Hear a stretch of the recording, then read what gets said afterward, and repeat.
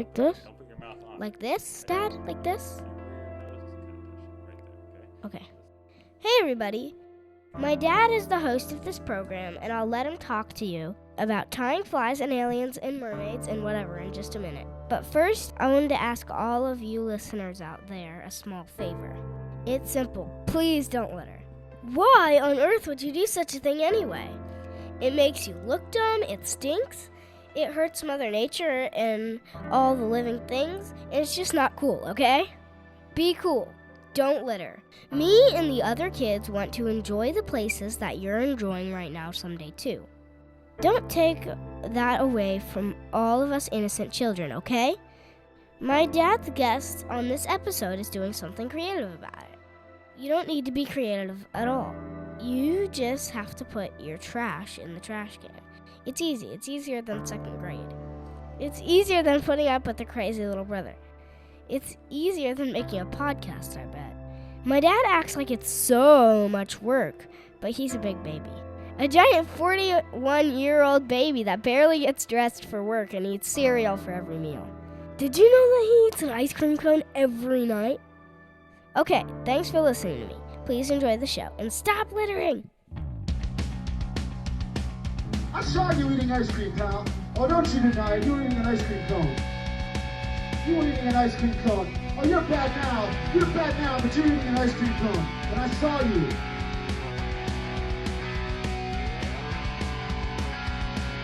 Welcome to the garbage dump. Oh, garbage dump. Oh, garbage dump. Garbage dump. Oh, garbage dump. That sums it up in one big lump. Life is not long. We know this is true. So I'm here to deliver a podcast to you. Welcome back. Let's make another episode of Secret Society of Fly Tires. We've been on a 10-episode journey together and battled our way to episode 11. I like numbers, and 11 is a great one. It's a master prime. It's two ones buddied right up next to each other like best pals. I like it very much, and I like you. At least I think I do. I don't really know most of you.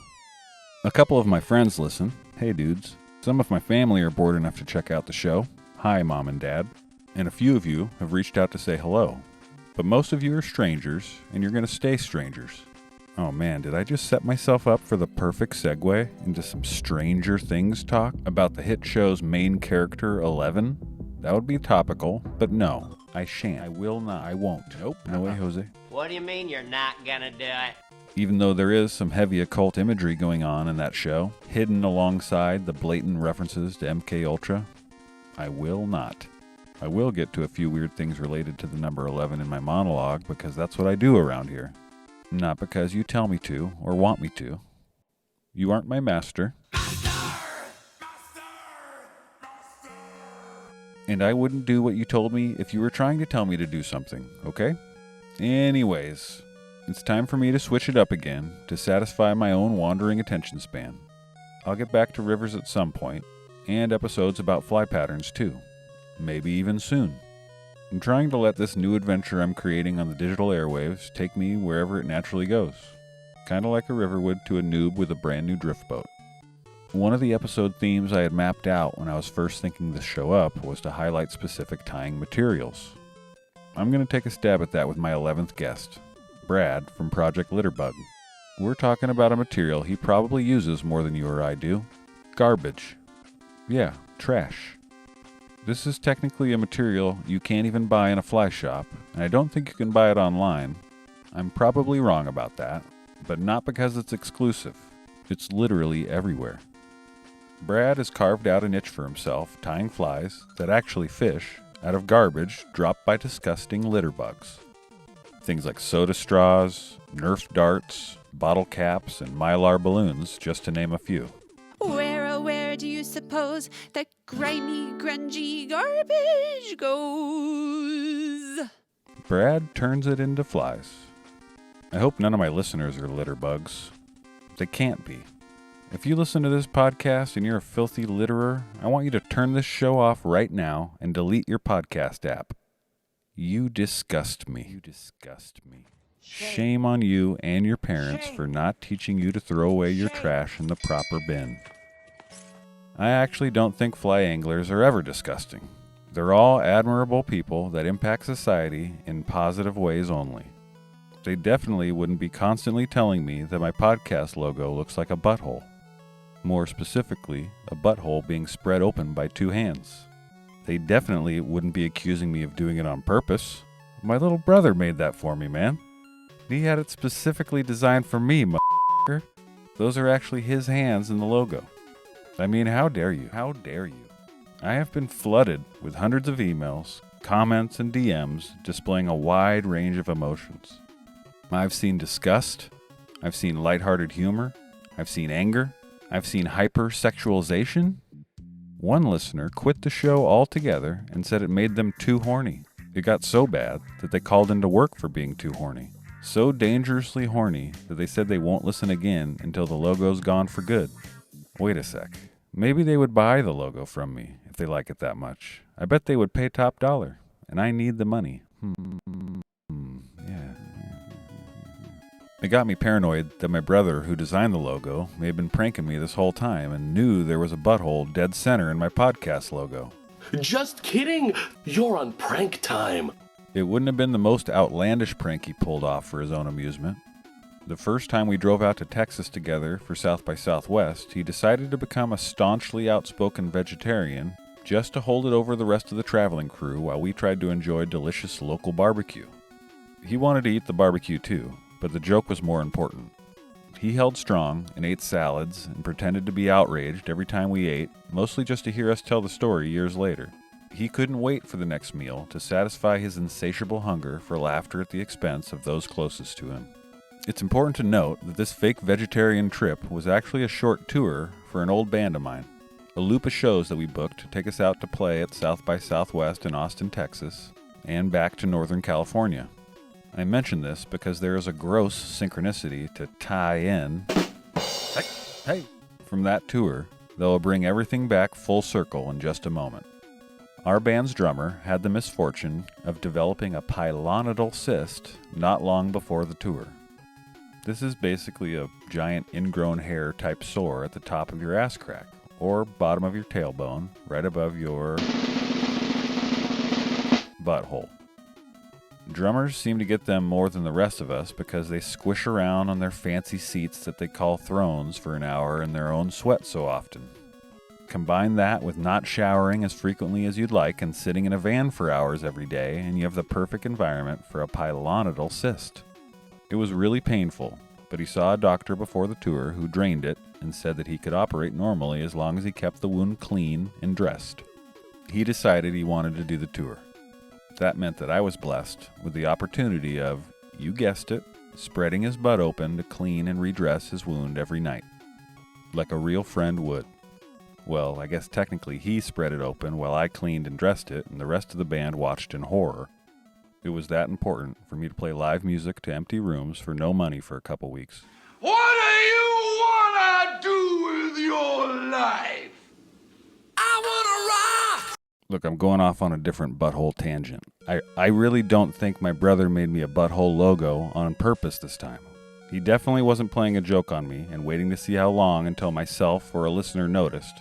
And he definitely wasn't paying any kind of sick homage to that fake vegetarian butt wound cleaning tour. Hey Matt, it's your brother Jeremy. Just wanted to call and say I'm really sorry about this whole butthole logo fiasco. Look, I thought since you'd probably never seen a real butthole before, that it would just be an inside joke for your listeners and I. Anyway, call me back and we'll unbutthole this thing. Alright, thanks, bye. Okay, I sent him an image of a fly I stole off Google and asked him to slap a logo together. So it wasn't a butthole, alright? I'd like to kindly ask my listeners to get their minds out of the internet gutter that Al Gore so graciously created for us when he executed his dream of building this global communication network. During my service in the United States Congress, I took the initiative in creating the internet. Speaking of gutters... Oh! Man, I am killing it with the segues in this monologue. You know what is often found in the gutter? Trash. the fly tying material I'm highlighting in this episode with my new friend Brad from Project Litterbug. Brad has developed an awesome concept to highlight the creativity of fly tying and call attention to a problem that seems to never go away: litter. Not just in our waterways, but everywhere really. If you go out to remote locations on occasion, like most of us anglers do, it never fails that you find trash no matter how far away you are from civilization. The closer you are to a metro area, the worse it gets. I'm not saying anything you don't already know. You know what else keeps getting worse? The copyright claims being made on this podcast. I hope you feel good about yourself supporting a show that steals content and reuses it for their own entertainment purposes. First, you accuse an innocent, hardworking podcast host of making a blatantly pornographic logo, and now you support a thief. How will you atone for your sins? I only steal stuff off the internet to entertain you anyway. I'm going to finally return the voicemails the police left me and tell them it's your fault. You will be taken under custody by the local police, as there are 4 serious allegations pressed on your name at this moment. We would request you to get back to us, so that we can discuss about this case, before taking any legal action against you. The number to reach us is 678-744-7567. The claims are pretty valid too. They definitely aren't made by chance or coincidence. Oh my God, I am truly the crown prince of segues.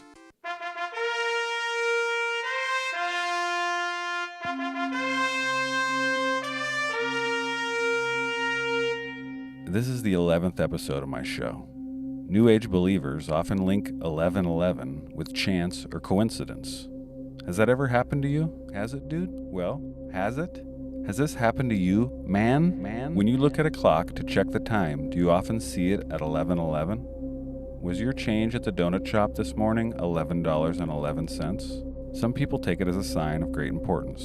Does it actually mean anything? St. Augustine of Hippo was quoted saying, "Numbers are the universal language offered by the deity to humans as confirmation of the truth." Pythagoras said numbers have a way of taking a man by the hand and leading him down the path of reason. Some credit Pythagoras with the general discovery and development of numerology. Some scholars believe it predates Pythagoras and derives from the ancient mystical Hebrew Kabbalah, though. Some people think seeing 1111 is a sign that your spirit guides are trying to contact you. Some believe it is a symbol letting you know that you're on the right path and aligned with your soul's ultimate purpose. A big proponent of the significance of 1111 is Uri Geller, the magician and self-proclaimed psychic. Uri said, "I believe that people who have constant contact with the 1111 phenomenon have some type of positive mission to accomplish. It is still a mystery to me what it is that we all have to do or why we are all gathered and connected together, but it is very real and tangible. I feel that it's immensely positive, almost like there's a thinking entity sending us these physical and visual signs from the universe. In me, it activates the power of prayer, love, and determination to somehow help the world." Spinal Tap had custom amplifiers that could be turned all the way up to 11. If you can see, the numbers all go to 11. It was said that 11 sorts of spices were mentioned by God to Moses on Mount Sinai as to be suitable for holy incense. Babylonian legends say the goddess Tiamat created 11 monsters to avenge the death of her husband. My own lovely wife was born on the 11th of December. We're about to enter the age of Aquarius, which is the 11th astrological sign of the zodiac. There's also this show on Netflix right now with a main character that's actually named 11, and it's pretty trippy. Wait, god damn it. I wasn't going to talk about Stranger Things, and I just did. If you're seeing 1111 in your life often, you may actually be experiencing what doctors refer to as Cashapp syndrome. It's a syndrome that affects around 500,000 people in the U.S. annually. Seeing your clock at the time of 11:11, a.m. or p.m. is just one of the many symptoms, which also include breath that smells like uncooked hamburger meat, swollen fingernails, sudden straightening of your pubic hair, general groin aches, nipple inversions, belly button inversions, and a condition commonly referred to as hog lumps, which can't be good. While Cashapp syndrome is rarely fatal, these symptoms can be long-lasting and painful.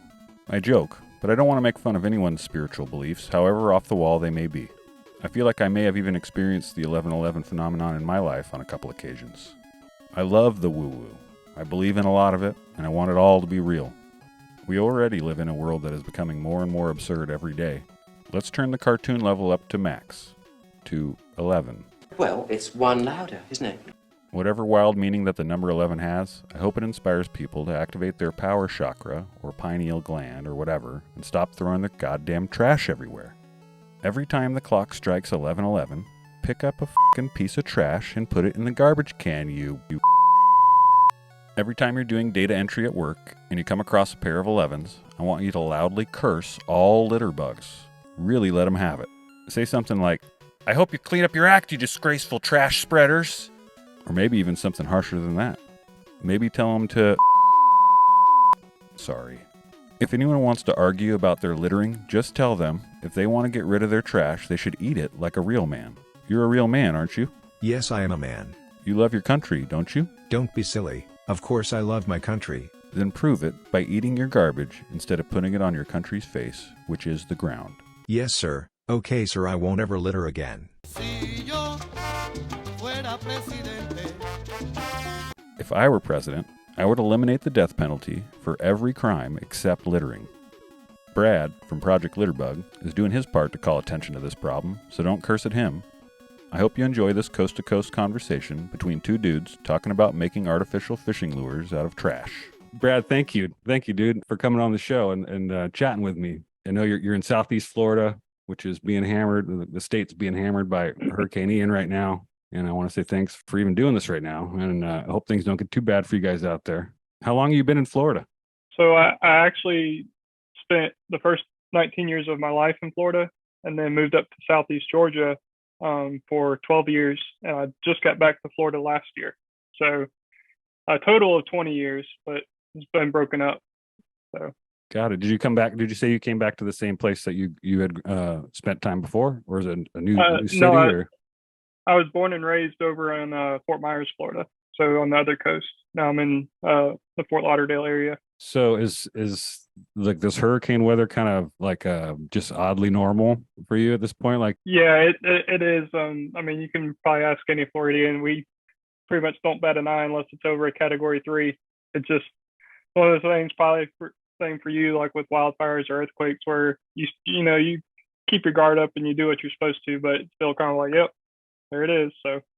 Yeah, what can you do when it happens, right? Just be as prepared as you can, right? It's right. Totally the same thing on a different level with wildfires. And we've had close calls here. I mean, I'm in Sacramento, so not super close to me, but I have family up the hill, in more rural areas like Placerville and stuff, and they had to evacuate last summer and spend a couple weeks with me. So it happens, right? Things happen. Mm-hmm. I'm glad to hear things are okay and you have power right now as you're talking to me. So yes. And hopefully maybe chatting about tying flies and stuff will get your mind off the storm for a little bit. I mean, it's always down to do that. Yeah, it's just a potentially life-threatening Category 4, right? Isn't it a Category 4? We have important stuff to talk about, like tying fake bugs out of trash, right? That's right. So if the power goes out, I know why, and we can finish things up another time. Or if you feel like you have to cut the interview and bail or something like that, totally fine. You're not going to offend me, dude. Speaking of, do you take offense to the stereotype of Florida man? Is that something that anybody in Florida thinks about? No, it's I kind of chalk it up there with the hurricanes. It's just kind of like we roll with it. I mean, we did it to ourselves to earn that reputation and that notoriety. So, I mean, can't be upset about it. Yeah. So, what do you consider your home water? Are you fishing saltwater most of the time? Yeah, that's definitely my preference. When I grew up over on the Gulf side, it wasn't until I was actually in high school that I started to get into the saltwater realm and fly fishing for that matter. I grew up mostly, fishing freshwater with my dad, bass and brim. Started like everybody else with the push button Zebco and worm under a bobber, and then started getting into artificial. And then one day I went saltwater fishing. I was like, yeah, okay, I'm done with bass for a little bit. It's a whole different animal. So, and then the same thing happened when I got into fly fishing. I'd put down the spinning rod and, started swinging a long stick, and I haven't looked back. So cool. Yeah, man, I still got friends that swear by the Zebco and they still fish them, man. They have a blast. Everybody does their own thing. I'm not against any of it, man. That's right. So where did the idea of Project Litterbug's start? I mean, I'm going to assume that folks are familiar with it by now because I would have already talked about it for like 12 minutes or so before our interview on the show that I'm putting out, and Okay. link to you in the show notes and all that kind of stuff. So if they didn't know who you were, your account yet, I hope they are starting to check it out by now. But could you give us an idea where it started and stuff? So I like I said, I got into fly fishing and fly tying back in high school. And then when I moved to Georgia, the accessibility to fishing where I was living, especially without a boat, was very limited. So it kind of started to fall off until I started, making friends and getting to know people, and then started to pick it back up and fly tying with that. And I'm one of those people who's always looking for the next challenge. If I start something, I may get bored with it and like, okay, how can I improve this or elaborate on this? And fly tying for me was one of those things where I'm certainly not a professional fly tyer, expert fly tyer, anything like that. So I'm obviously still learning the craft. But it just kind of came to me when one day I was a lifeguard on Tybee Island, and one of my pet peeves is picking up trash. Like I can't stand seeing people flick cigarette butts or throw trash out, especially when the trash can's within walking distance. Yep. And one day it just kind of linked together. I was working a shift and picking up trash, and before I threw the trash away, I looked at it and I was like, I wonder if I could incorporate this in fly tying. Just again, challenge myself. And the straw minnow, which is my logo, was that first concept. I not surprisingly picked up a straw off the beach, and I was like, how, what can I do with this? I know I can tie a fly with this. And it's got a lateral line right on it and all that. Right. And somewhere on my page, there's actually some sketches from when I first initial concepts of flies that I started to come up with and brainstorm on, and it just started to fall into place. I would combine two of the things I love to do, which is clean up beaches and waterways and tie flies at the same time. And I thought, okay, I've kind of got that challenge going. How could I make this even better? How could this benefit what my mission is, which is obviously to spread awareness of cleaning up trash. And that's when Project Litterbug kind of came about, and a big advocate for, keeping a bag with you, whether you're going to the beach or you're going fishing or if you're walking a nature trail, just, bagging your trash and throwing it away later, as simple as that. And I thought if, I could spread that word through tying flies, even better. Yeah, hell yeah, man. That's rad. Like I said, it was just one of those things where it just clicked. Like I was picking up the trash and I wonder if I could use this in fly tying, and sure enough. yeah, man. And you've come up with a bunch of cool stuff, man. I mean, I'm sure it's a cool, fun way to exercise just your creative muscle too, in general. I think we all, if we're tying flies and stuff, I think we all have a little bit of that in us. It might not be some prolific fine art style fly tying or something, but you still got a creative itch that you're taken care of by doing that. Is the whole is your Instagram account and stuff like that something that you're thinking about constantly and using it to spread awareness? Probably not as much as I should be. My wife runs her own business, and she's really big into the social media marketing. That's what she does. And so she fusses at me all the time, you're not putting out enough content. I'm like, I know, but work a full-time job, being a father too. I'm just good to find time to fish. And dude, tell me about it. Yeah. I don't think about it as much as I should, but that is what I've found to be the best outlet for it. I mean, the other half of starting this project was, not only to raise awareness of cleaning up trash for non fishermen or outdoorsy people, but also I thought, well, it could be fun to inspire other fly tyers to be, creative, and they could clean up trash and try to, tie their own flies. And that's actually happened. I get, DMs all the time on Instagram, hey, I picked this trash up and I tied this fly, I thought you'd like it. And to me, that's incredible. Yeah. At first I never expected that, but then as I'm putting the page together and I'm having comments and interactions, I'm like, hopefully other people start doing this too. Not only are they cleaning up trash, but they're making it's they're making it fun for themselves. Yeah, So that's super cool, man. I mentioned your account to my guest on my 6th episode, I believe, Alvin Dito, who's a guide in Texas, and we were talking about it. And he thought it was such a cool idea. He had mentioned wanting to work it into a future like trash cleanup event where, like, at the end they also have some kind of fly tying contest or something like that. So that'd be awesome. That kind of stuff is spreading, and you're totally right, man. Like, I think you inspire folks, even if it's on like a slow trickle kind of level, like these things, it totally does. Posting on socials is tough, man. And I know what you mean. I also work a full-time job.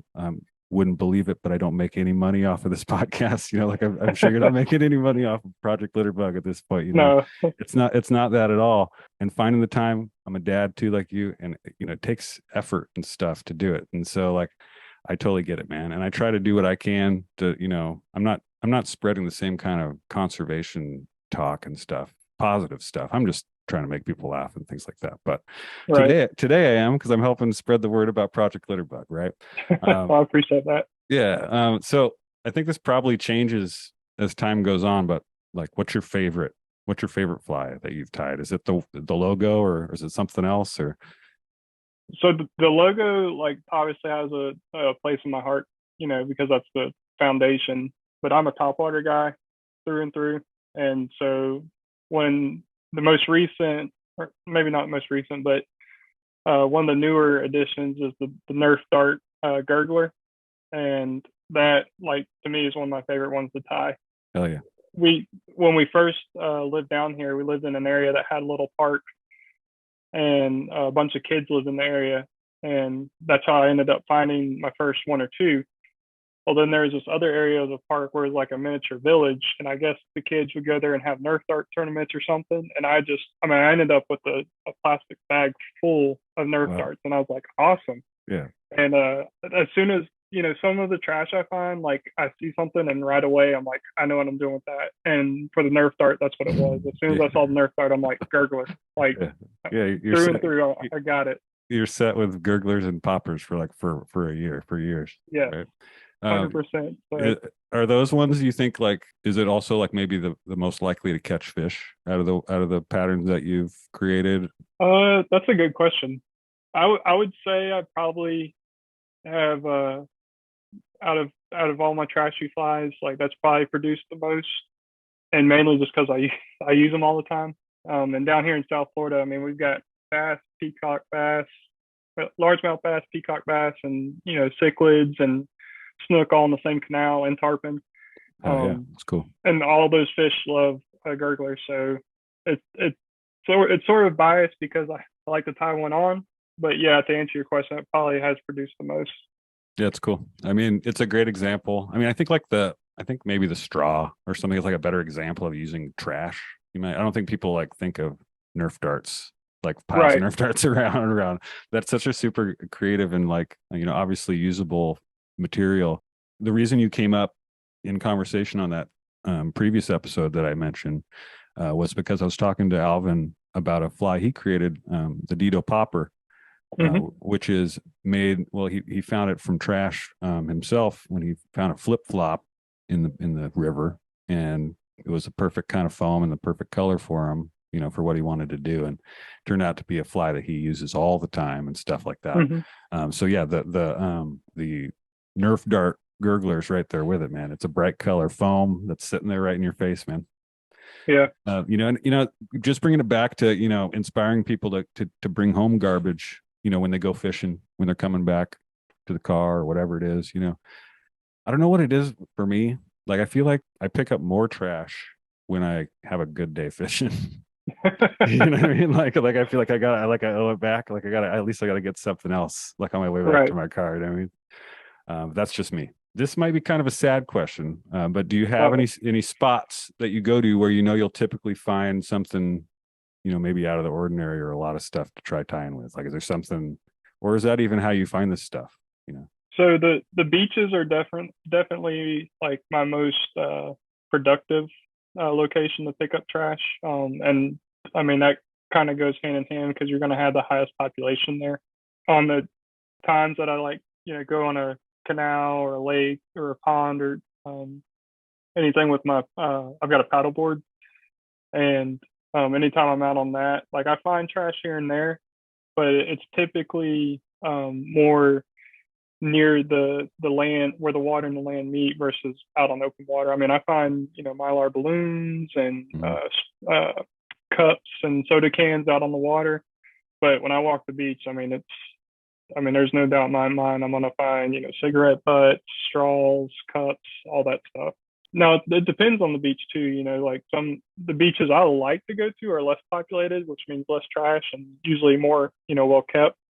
But you go to your more popular beaches and where there's more people, it's trash everywhere. The busy seasons too even just gets even worse, right? Like end of summer. That's right. End of summer here. I mean, I live on the Lower American River pretty much. I mean, it's really close to my house. Mm-hmm. Yeah, end of summer, there's so much garbage down there. It's ridiculous. People just leave full coolers full of like the garbage that they had that day down there on the river. It's crazy. Like speaking of, what's like the grossest piece of trash that you've used to tie a fly? Oh, that I've used to tie? Yeah. Probably the weave bait fish pattern. What was that? Wait, what was that? A weave, like a hairpin. Oh, the weave. Yeah, okay. Yeah. Yeah.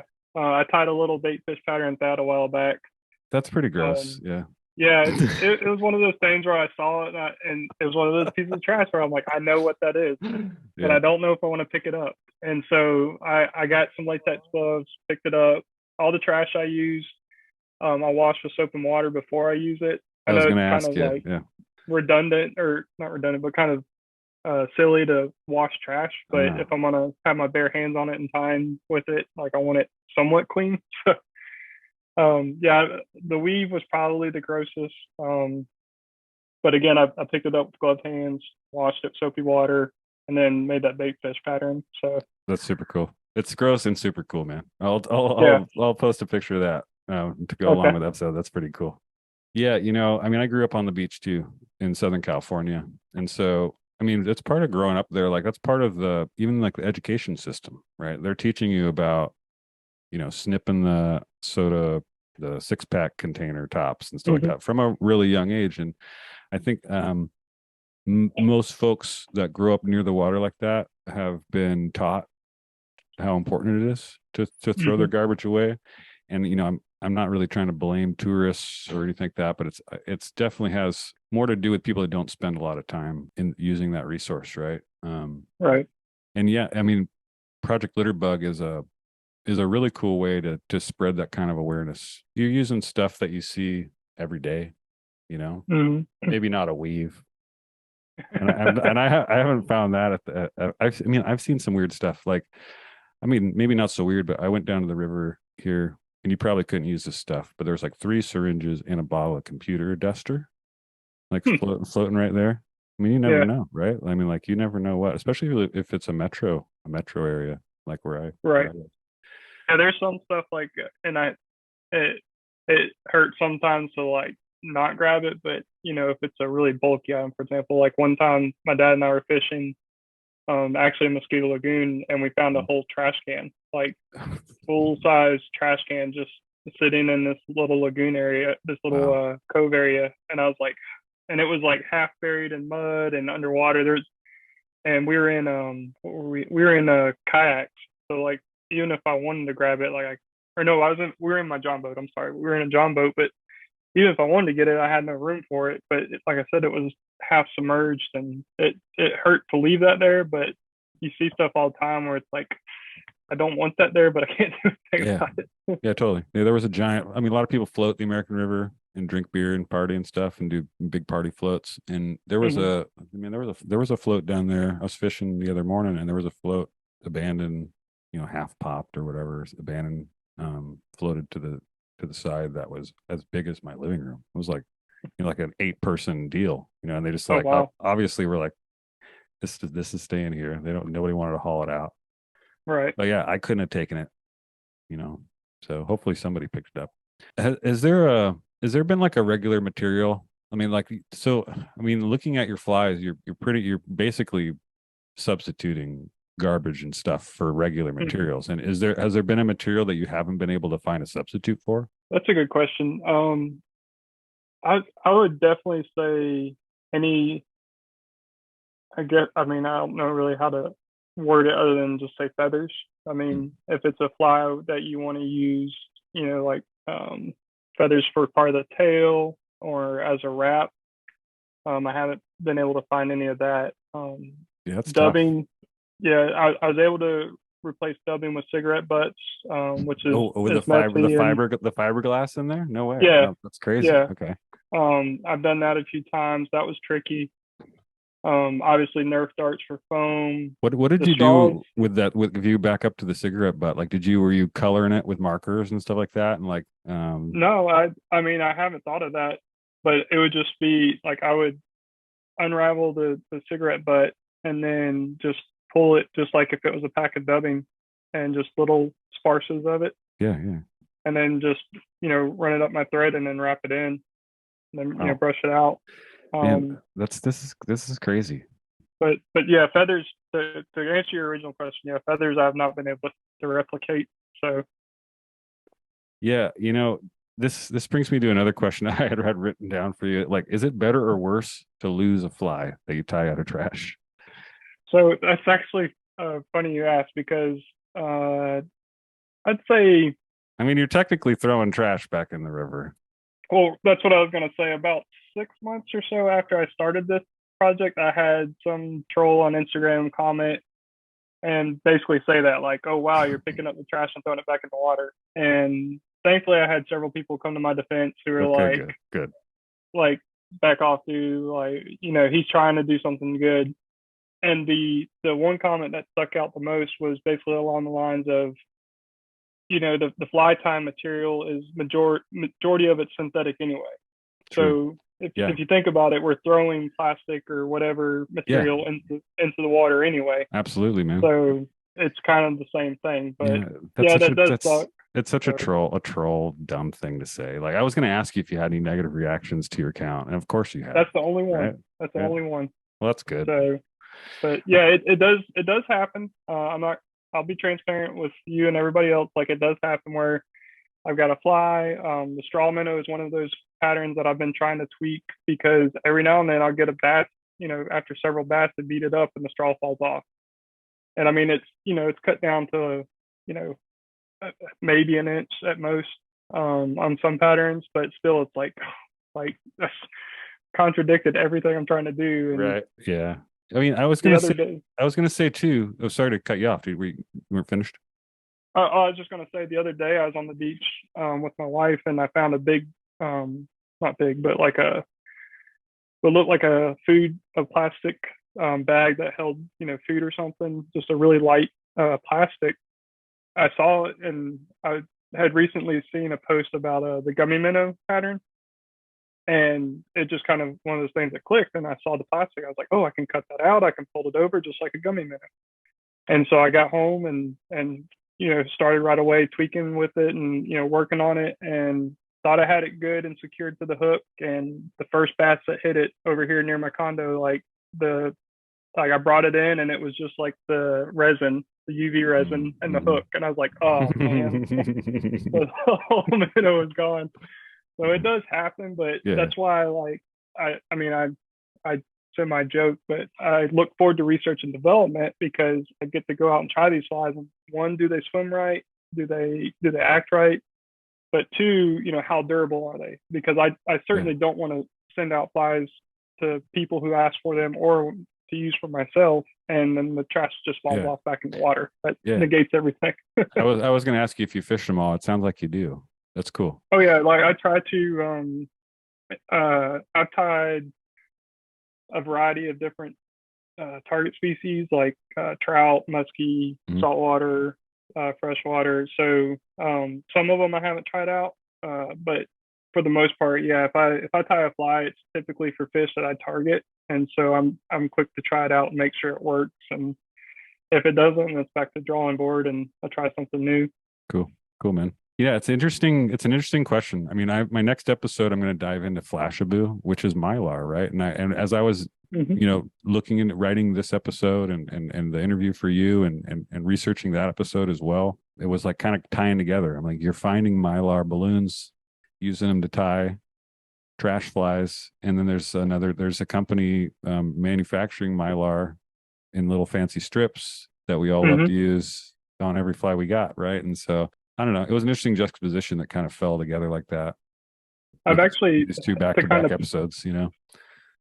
To piggyback off what you just said, I've actually had that thought where I would have no idea how to even get started with this or where to go with this, but whether it's mylar balloons for Flashaboo or the original thought I had was taking old tires that are, you know, going to be burnt or taken to a junkyard or whatever. Like if there's a company or capability to turn an old tire into silly legs or rubber legs for fly tying. Oh yeah, okay. I mean, how many legs could you get out of one tire? Yeah, right. Yeah. So I have no idea how to even like who to reach out to even try that. But you know, tires are one of those unfortunate things that we see in the water sometimes. And yeah, you know, I was like, man, that's a lot of material there. Whether it's, you know, a foam body or you know, a leg material, like what could we do with that? So that's interesting. Maybe somebody will hear it on this show, man. That'd be awesome. That'd be cool. That'd be a cool way to turn garbage into something useful, especially for us. Speaking of mylar, my personal favorite tie of yours is a Nerf gurgler with mylar balloon flash and then a UV encased tick. Oh yeah. Can you tell me how that one came together? So I was tying another fly. I don't remember what I was tying, but I had my deer hair out, obviously, and I found a tick in it, and I was just like, "That's interesting." And somebody, I don't know, I can't remember who it was, but when I posted on my story that I found a tick in the deer hair, somebody made a joke or said something about, you know, you should make a fly with it, and I mean, you can't say that to me. Like, I love a challenge, and I'm already, you know, doing all these crazy flies of trash. It's like, okay. And so I got to looking at the tick, and I was like, well, you know, it's pretty dead, and like, I don't want to say calcified, but it was very hard. So like, I couldn't just put a little hook in it and call it a good. So I was like, what am I going to do with this? And then I thought about it. I was like, well, I'll just make him part of a fly. And so I tied that gurgler, and then I did the little resin. I put him in there. That's how it went. Yeah, so. Man. It's shades of like Jurassic Park. You should have gave it like a Jurassic Park name, like the mosquito encased in amber. You know. Yeah, I didn't think about that. Yeah, man, that's so cool. I loved that one. Have you ever tied one like completely out of garbage? Where I'm talking thread, hook, like everything about it. So hook and thread, I have not. But when I first started, and there's a post somewhere in there after about a year or two of doing this, where my original mission was to try to use only garbage for the flies, other than the thread and the hook, just like only use garbage. And what I found was that was very difficult because either they wouldn't swim right, or they were very difficult to cast, or like the feathers, for example, I would need something that I couldn't really make the trash with or make it conducive to the tying. So then I kind of made that transition of, instead of getting frustrated with my own project, just say, okay, hey, incorporate the trash. You don't have to do it 100%, but you're still doing your mission. Like, you're still obtaining completing your objective of you've picked up the trash. It's part of a fly. So then I kind of made that transition over from fully trash to, you know, partially trash. And it's obviously made tying flies a lot easier too, and tie more patterns and more, make the material go further too. So, cool, but I haven't tried that yet. I think the closest I came to it was Pig Farm Inc. did a challenge a couple years ago where it was use materials, you only use materials that were in your truck. Yeah, dude, I've seen them do stuff like that. They do do similar stuff, which is super awesome, dude. I've talked to them about trying to get an event out here near me to do something similar. I know they obviously do the bad tattoo thing, and tying the stuff out of your truck is a great idea. That's such a cool thing. That's the closest I got. I used thread, but then I used like one of those dental pick things as the body, and then I used an old baby wipe and I don't remember what else, maybe some plastic or something. But when I looked at it, I was like, this is a terrible fly. It's all material out of the truck. So. Oh man, I'm gonna have to hit up Jay and see if I could get him on the show and talk to him about some of that stuff and kind of link these episodes in a way. Yeah, I bet he'd be a pretty interesting character to talk to. Yeah, when I was kind of developing this show, I mean, it didn't feel like something that was logical for me to do for a bunch of reasons. I'd never done any podcasting, and the idea of doing a podcast about time flies seemed kind of, I don't know, it seemed kind of like it's a visual thing, right? Like it seemed like why not the right medium for it. And I'm not releasing any video. I mean, I make stupid videos and stuff, but I'm not really releasing video of the show going on or anything like that. I don't know. Like there were all I'm getting at really is that like there's things that like push you towards doing these things, like little synchronicities. And this I talked about synchronicities in the monologue of this episode, and there'd been a bunch that kind of let me know, or kind of, I don't know, not let me know, but urged me to kind of keep pushing in this direction. Like was having a hard time figuring out how to do this whole thing. Just how to put my show together at all. I'm a musician, but doing home recording and doing all that stuff, never done any of it. Not on this level, and mixing it, making it sound good, releasing it, doing all the social media that comes around, and little things would happen. Like I'd be talking to my buddy about it and getting his advice, and then like I'd go out to walk my dog and I put my headphones on, and like he's in a band, and his band would be this first song that popped up on my shuffle. Like little dumb synchronicities that like make me feel like maybe I am on the right track. I'm just kind of wondering if you had any of those moments, or if you noticed anything like that when you were hatching this whole idea. Yeah, I kind of live my life off of, if it's uncomfortable, then you should probably do it. Stepping out of my comfort zone in a lot of aspects of my life has led to a lot of good things. And so I definitely encourage you to keep doing what you're doing, because if it is uncomfortable and you're not sure about it or whatever, like that means you're on the right track. And from what I can tell, I think you've got a good thing going. I mean, it is an original idea. There's tons of fly fishing podcasts, but not fly tying specific. And that is not only a very small niche of people, but it's also a niche within the fly fishing world, because not everybody ties their own flies. So I think it's cool. Thank you, man. Appreciate that. But for me personally, yeah, there was times where when I was first starting it, and not that I'm at all doing this for followers, but when you first start an Instagram page and you see like 16 followers and half of them are your family members, it's like, okay. Yeah, totally, man. Yeah. And but then you wake up one day and you're at over 1,000, and you're like, okay, that's cool. And again, not that I'm doing it for followers, but it shows you, like you were, kind enough to invite me on your podcast. I've been featured in the Drake magazine. I've, my posts are shared on Instagram, and that kind of stuff like motivates you to keep going. Because at the end of the day, it isn't about followers or likes. It's about spreading the message of, hey, picking up trash is easy. Like tying flies with it, yeah, it's a challenge, and it's something that I enjoy doing, and you may not enjoy doing, but we all can pick up, take a grocery bag with you to the beach, the river, wherever, the walking trail, and see if you can fill it up. And that's at the end of the day, that's why I'm doing this. So yeah, that's cool. When I do see that growth, that means my message is getting spread out, and that's what makes me happy. So yeah, man. There's definitely days where it's like you're second guessing, and you're like, should I keep doing this? Like, I've got a decent following and people like my stuff, but like, is it worth it? And the thought has definitely been in my head, like, how long am I going to do this? Like, am I going to be doing this in a nursing home one day? What's that look like? And at the end of the day, I've stopped worrying about it and decided, just do it for you. And if other people want to get on board, great. But, do it for all the right reasons. And, if you don't feel like making a post this week, don't make a post this week.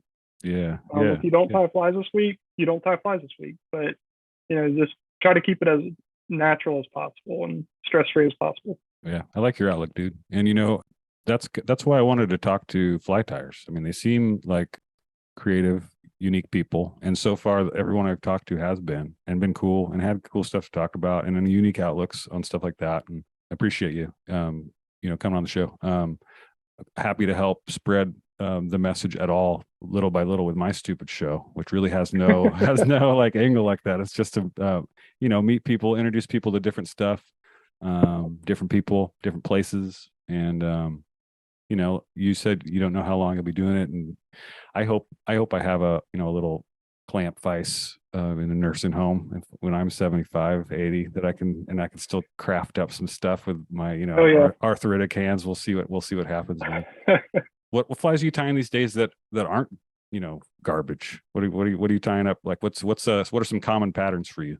I mean, really, I've tried to challenge myself to not tie without garbage. I tied a little tiny popper for the ponds around where I live, and it didn't have any garbage. And sometimes I catch myself doing that. Like I get an idea in my head, I'm like, oh, I want to tie this pattern, or I have an idea for a pattern, and I tie it, and I'm like, oh, I didn't use trash.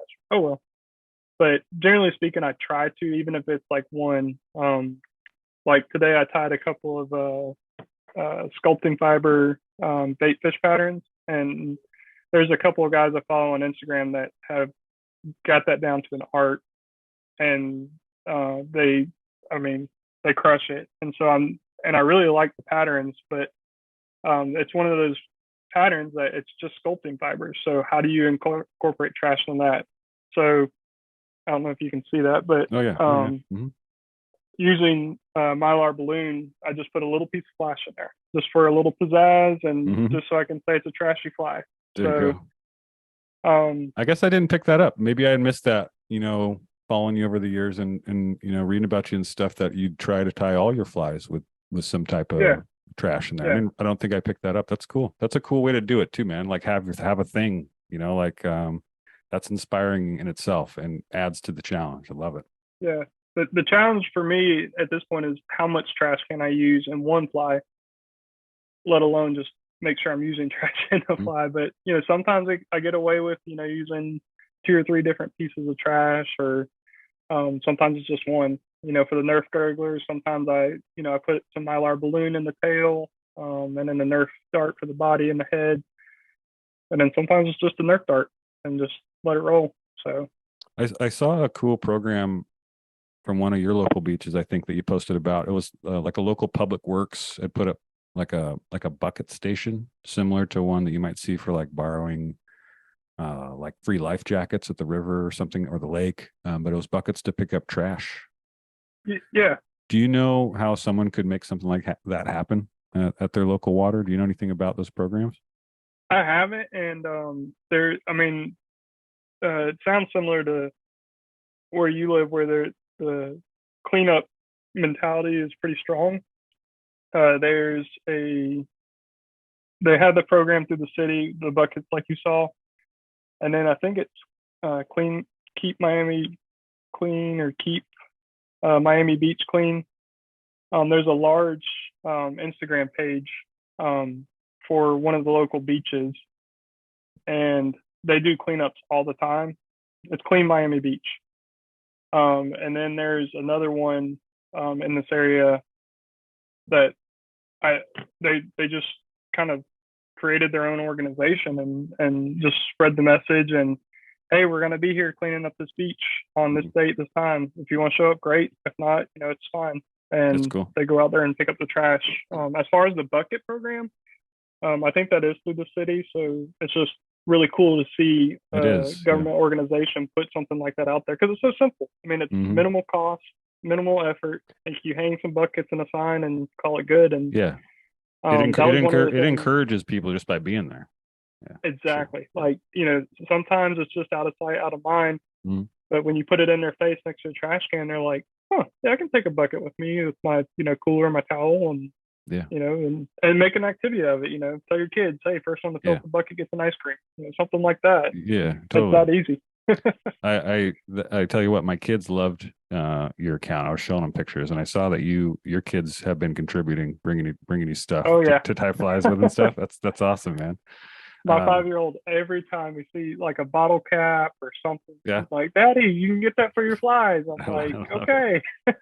Yeah, dude. I give my kids my my rejects and like cut the hook off them, and they'll throw them in the bath and stuff like that and play with them, and That's pretty cool. hopefully not lose them down the drain and cost me money.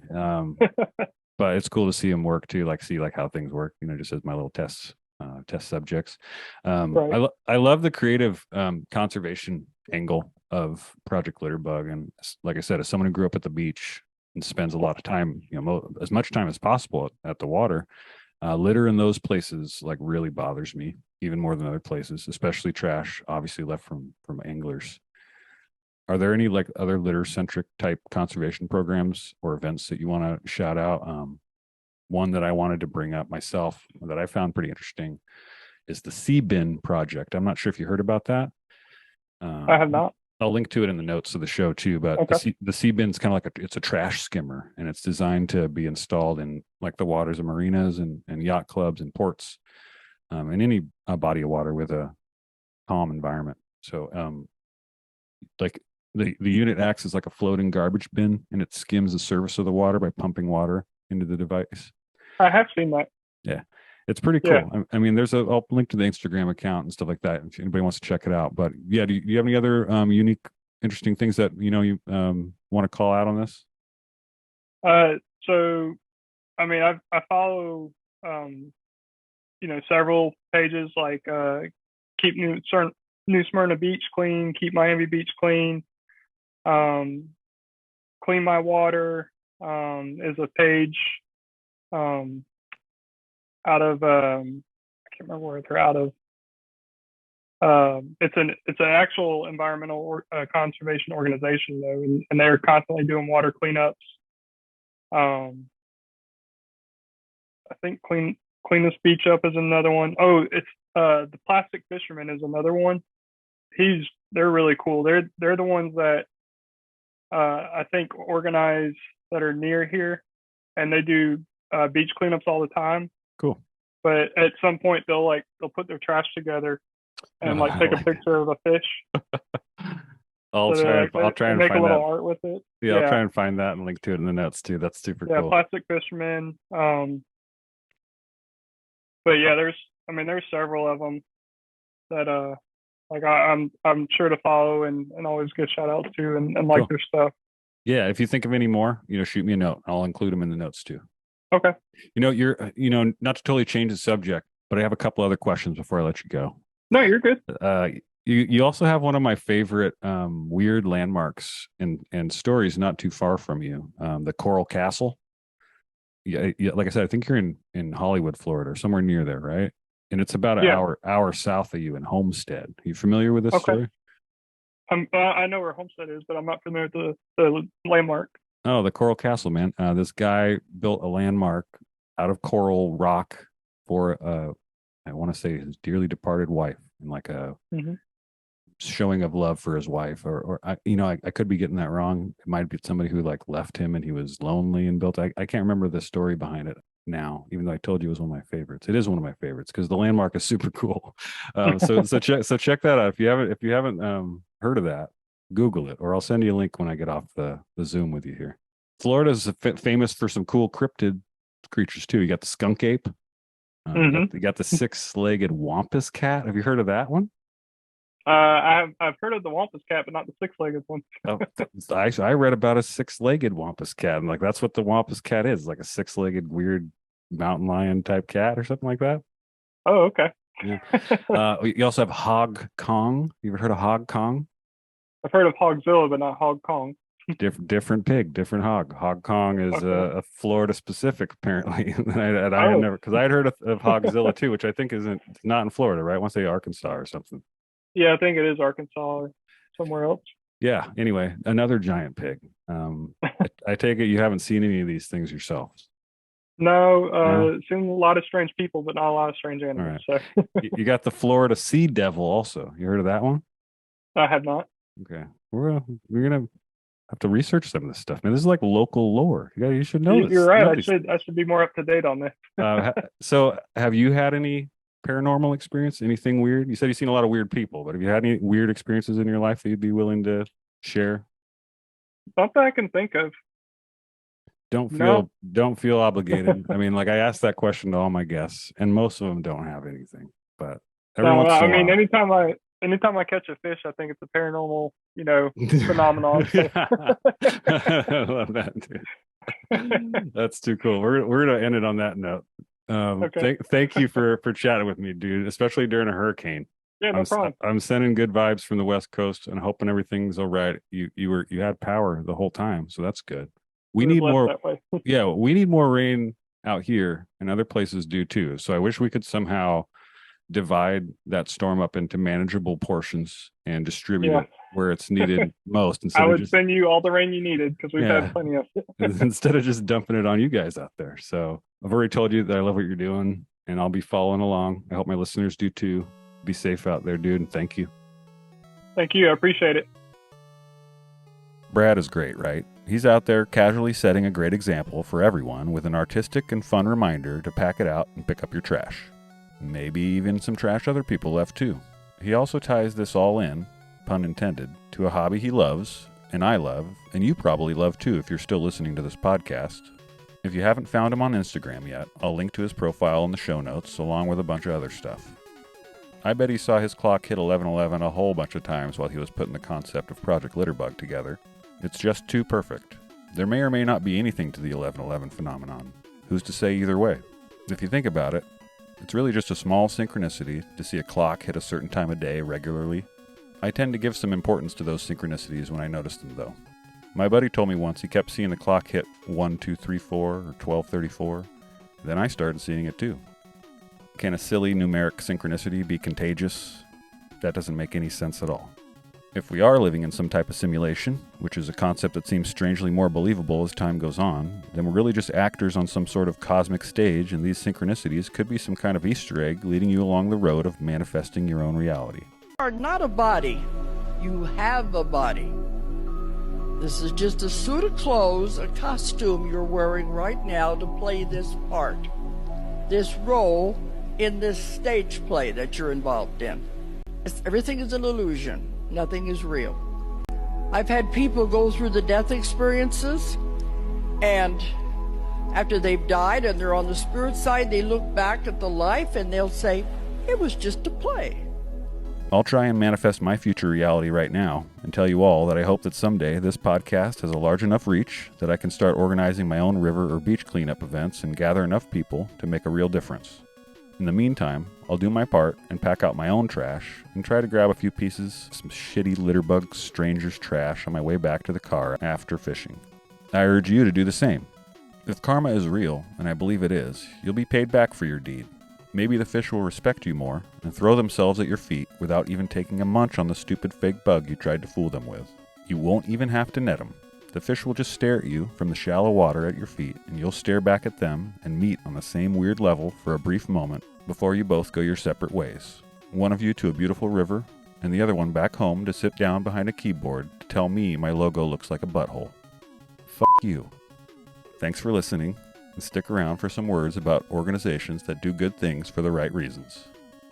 Cast Hope is a nonprofit organization positively impacting kids and their mentors in California and Western Nevada through free fly fishing and outdoor experiences. Through their program, clients build mentoring relationships, fly fishing skills, outdoor knowledge, sustainable practices, and personal values. Cast Hope's gift of the outdoors empowers each mentoring pair to grow closer as they participate in healthy hobbies together. Check them out at casthope.org and whichever social network you like to use. Wild Steelheaders United was established to educate and mobilize the numerous wild steelhead advocates. It's a place where anglers can become more informed about wild steelhead biology and ecology, keep abreast of policy issues, and learn about Trout Unlimited's conservation work. As demonstrated by history, it's certainly possible to rally conservation-minded steelhead anglers to weigh in on specific management decisions that threaten to eliminate something they value. But there is no precedent for advancing a proactive, sustainable policy agenda at scale through purely volunteer efforts. Chances of conservation success are greatest if we have the backing of as many individuals as possible across all the Pacific states. This is why Wild Steelheaders United is critical. Visit wildsteelheaders.org for more info.